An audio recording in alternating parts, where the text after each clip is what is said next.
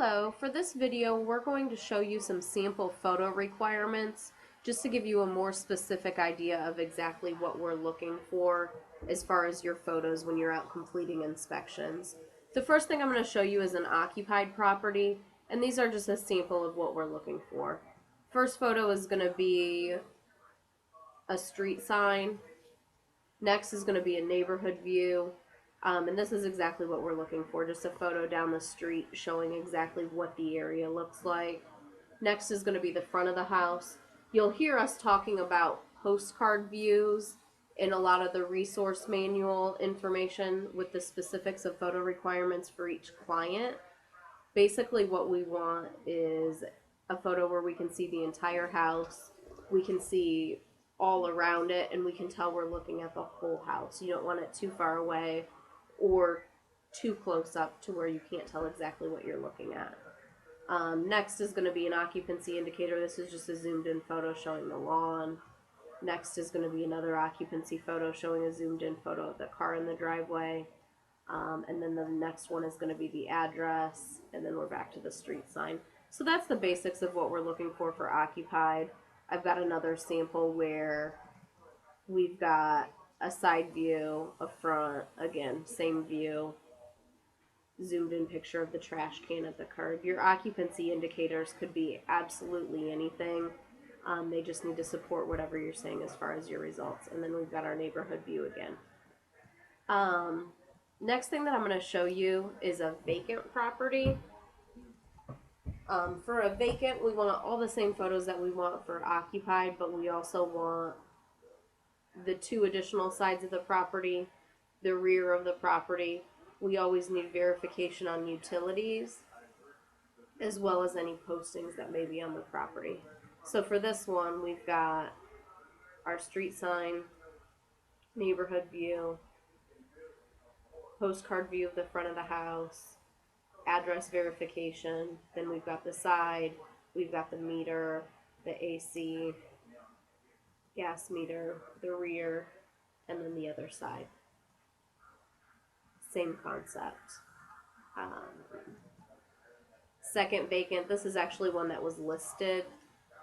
We've got our neighborhood view, we've got the front of the house, we've got the address.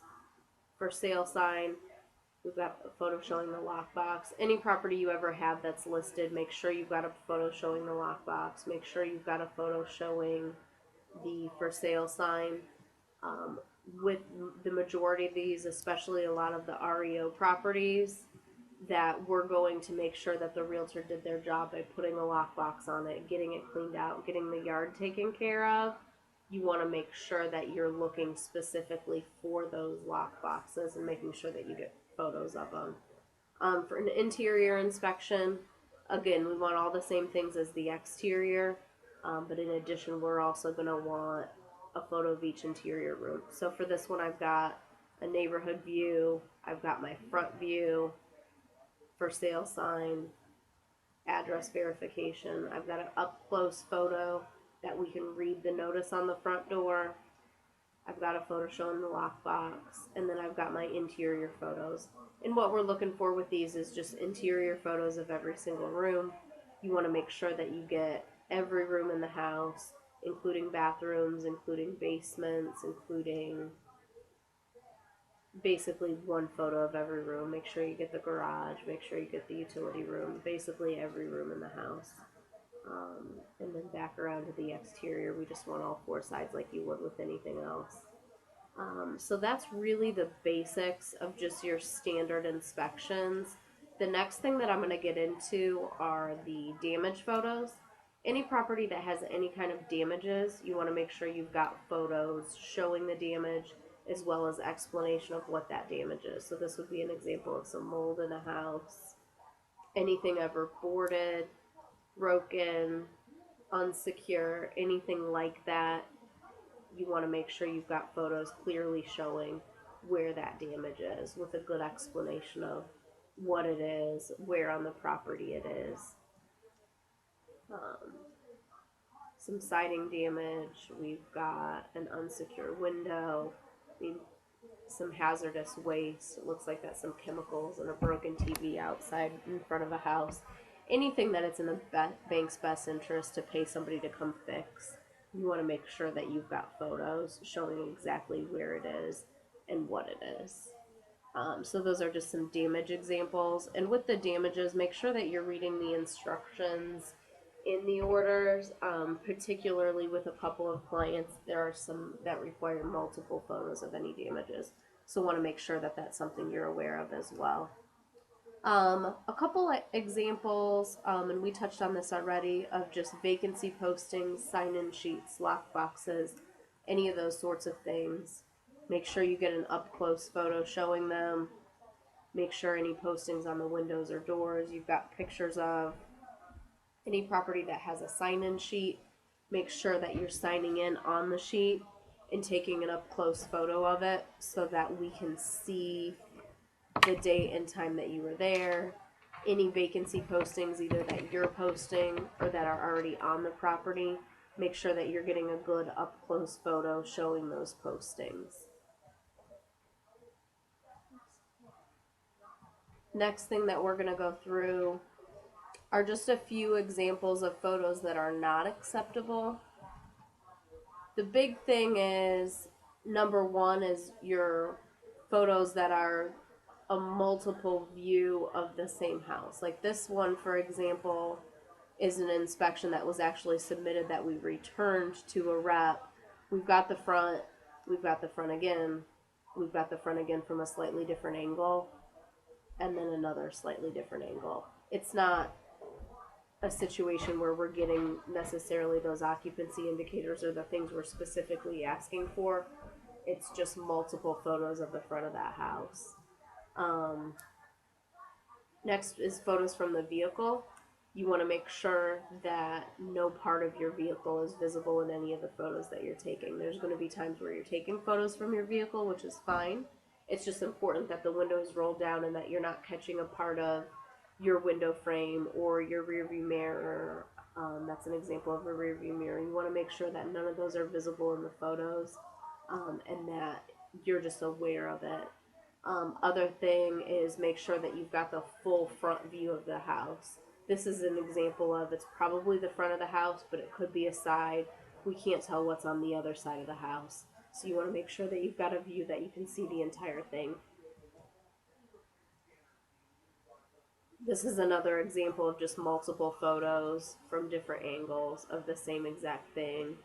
This is an example of either a violation notice. I think this is actually a sheriff's sale notice, but you can't read it. You can't tell from this what it is, where it is, any notices, violations, anything like that on a property. You want to make sure we're getting legible photos of so that somebody can look at the photos if needed and read the information on there.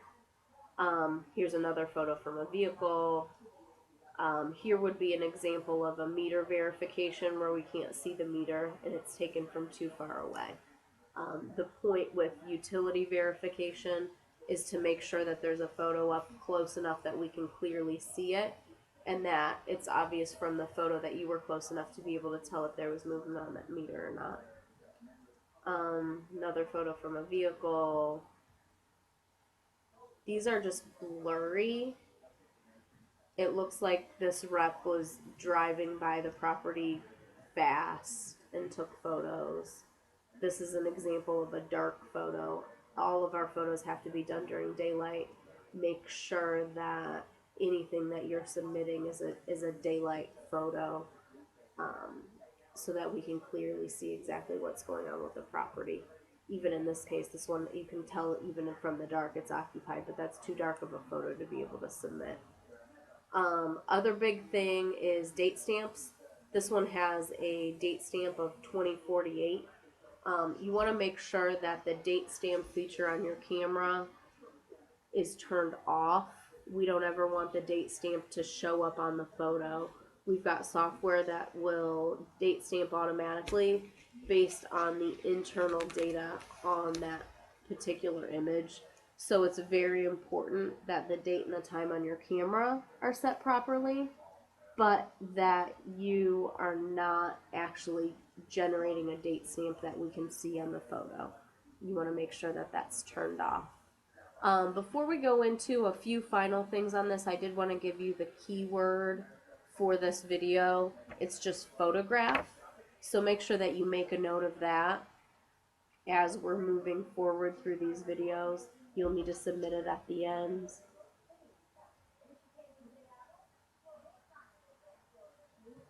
And that was it for the unacceptable photos. The last example of what we need to show you would be the acceptable photos, and just a few examples of some specifics. One thing we'll always ask for if you ever have an interior inspection that you're unable to complete for whatever reason is that you take a photo showing you tried your keys in the door. And this would be an example of what we're looking for, just up close, showing you tried the keys in the door. We want to be able to tell what door it is. In this case, we can tell it's a white door with some kind of glue or something on it. Next one would be winterization verification. There's a couple clients that ask specifically to know if the property's been winterized. In that case, you would be number one looking for a posting, but also looking to make sure that there's pink antifreeze in the toilets, and that's what we're looking for, just a photo where you can clearly see that. Other is sump pumps. If you ever have a property that has a sump, you want to make sure you're taking an up-close picture showing that sump. They're typically going to be either in the basement or in a crawl space. Next is meter verification. We had touched on this earlier, but make sure that you're always getting verification on vacant properties on all utilities. Gas, water, electric, if there's a propane tank, if there's an air conditioning unit, anything like that we want to know. So just make sure that you're getting photos of all of those, or putting notes in the system if there aren't. If there's a specific situation where there's a property that has underground gas lines or something like that, make sure you're putting that information in the notes because you're not going to have that gas meter photo. Same with electric meters. Violations, this would be an example of what we're looking for in a violation notice. This is up close, it's clearly legible, we can tell what we're looking at. This is another one that there's multiple photos of it, but they're taken up much closer so that it's a lot easier to tell exactly what that violation is, exactly what needs to be addressed, the office that issued it, who the bank needs to call, all that information. So that was honestly the basics of the photo requirements. The most important thing with these is to read through the instructions on the specific client requirements, just so you've got all that information. But these are the basics of what we're looking for in the photos specifically. Thanks.